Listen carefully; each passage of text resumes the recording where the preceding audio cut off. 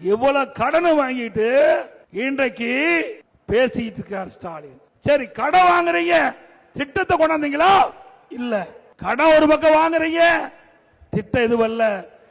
அண்ணா திமுக ஆட்சியில் இருந்ததை விட இப்ப திமுக ஆட்சியில் 2020-21 வந்த வருவாயை விட 2024-25 கூடுதலான வருவாய் வந்திருக்குது.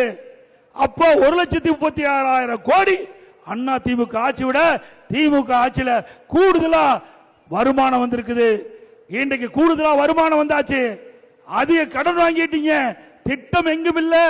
இதெல்லாம் எங்க போச்சு? திமுக குடும்பத்துக்கு போயிட்டு எல்லாம் ஹவாலாவில் வெளிநாட்டுக்கு போயிட்டு, ஹவாலா பணம் வெளிநாட்டுக்கு போயிட்டு.